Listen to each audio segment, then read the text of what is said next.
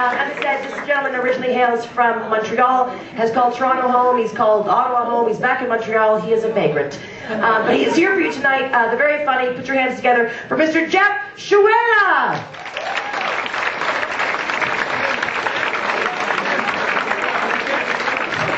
Thanks. I love working with Carrie because for a woman, Carrie tells it like it is, I think. She's one of a kind, really. I miss that. I like that in a woman. Because a lot of you ladies just have way more tact, obviously, when it comes to talking about guys and stuff. Guys, you know, always very derogatory. I've never heard women, like, the next day, like, wow, there's some serious dick at that club last night. A lot of snake. A lot of snake. Would have gotten some, but Vanessa kept clip locking me. When you hear that stuff, it means, you know, I really want to nibble on some sack. Like, it would be cool. Carrie does that stuff. I agree.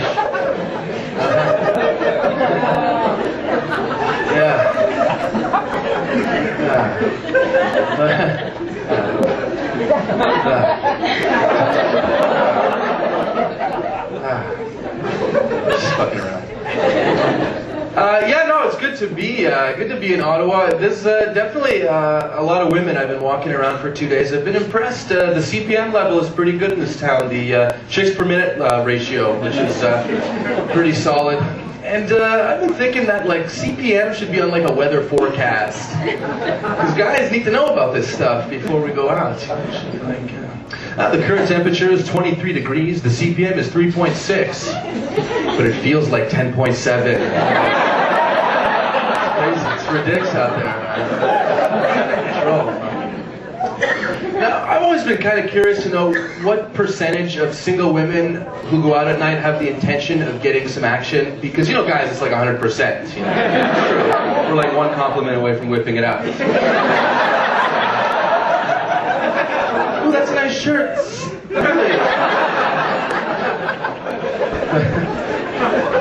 But just out of curiosity, by a round of applause, how many women are willing to put out tonight?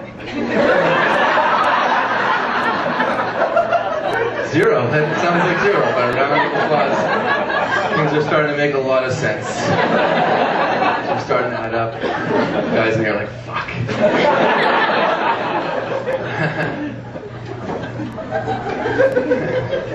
Me too. It sucks for me too. I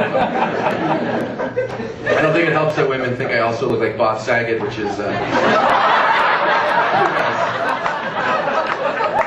great for comedy, but awful for everything else. It's a bitch. Not gonna happen tonight. Late reaction over there. Yeah, it does look like Danny Tanner a little bit. I do appreciate you guys coming out, supporting live comedy.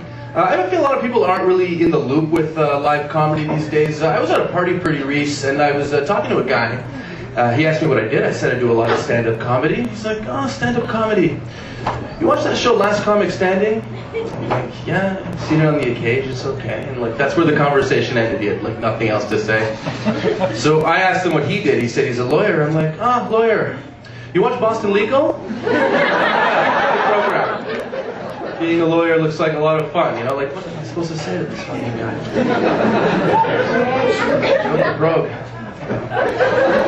But I was living in Toronto. I just moved back to Montreal about a year ago, and you guys are like the best crowd. Honestly, the Ottawa crowd is really a lot of fun, and obviously it's way better than the Toronto crowd. I'm looking forward to it. You guys have high self-esteem. Awesome. But if I could ever give you guys some advice, it's don't ever go to a concert in Toronto. I found out the hard way. I went to a Radiohead concert a couple years ago, and like nobody had any spirits. Everyone's on their fucking Blackberries. Their shirts are still tucked in. I don't know what the fuck they were doing. Like, if it is true that like Nirvana played their last show at Toronto, I don't blame Kurt Cobain for killing himself.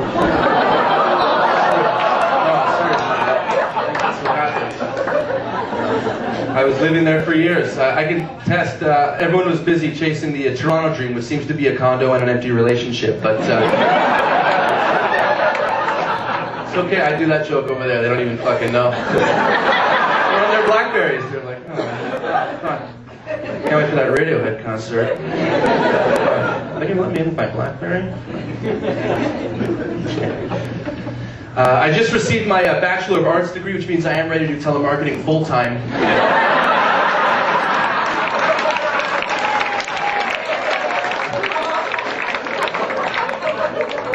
A weird reaction, the clap. Hey, he's a loser. He's a fucking loser.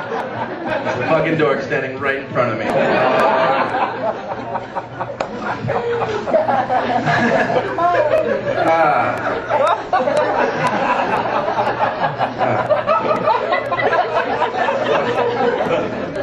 And I quit. I was working in customer service. I was a cashier at Chapters for like 4 years, and I stopped literally, really about 3 weeks ago. I couldn't take it anymore. Like, I know you guys are like, everyone who works in customer service are retards, and that is true. That is true. For sure, I worked with quite a few of them. But does anybody work in customer service here by any chance? What does the clapper do?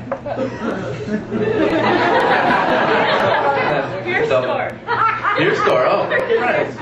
So you work at the cash? Yes. You do that? Maybe you can help me out with my problem. I don't have it anymore, but does nobody know how to fucking swipe a debit card? Seriously, it's not very tough. It's not tough at all. But I had to say the same thing 5 times to the same person. Strike to me. Strike to me. Strike to me. They're on their phone. I don't even know how to do that. Why? Because they don't fucking listen. They don't fucking listen. But I know that this problem also exists on both sides of the counter because I go to Subway, unfortunately, pretty often. And every time I order a sandwich, they ask me if I want it toasted. And every time I say no, first thing they do, they fucking put it in the toaster. Let's fucking do it, man. And I live in Quebec right now, and I think the Quebec employees are the laziest low-wage employees ever. This is the worst. No, they probably don't even speak English, so they're...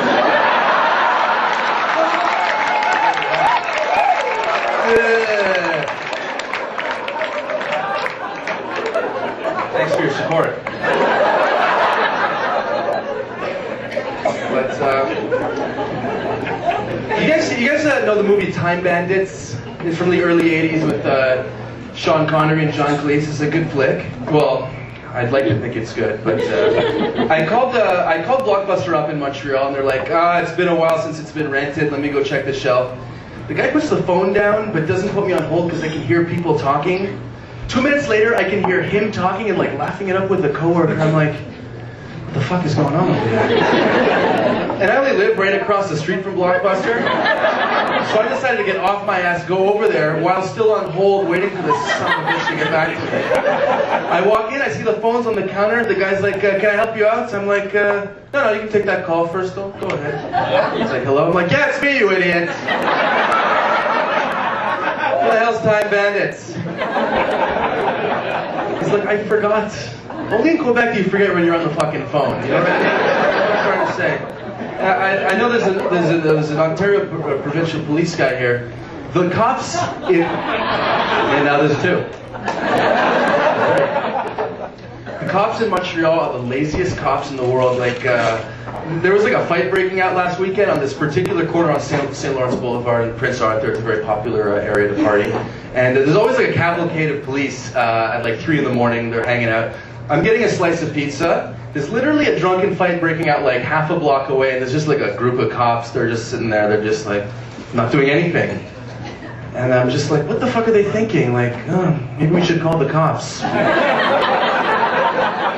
Laziest sons of bitches. They're fucking yelling and they're fucking walking. Hey, we need backup, ST. And they're like, fuck, like 18 people behind you, buddy. They're fucking yelling and shit.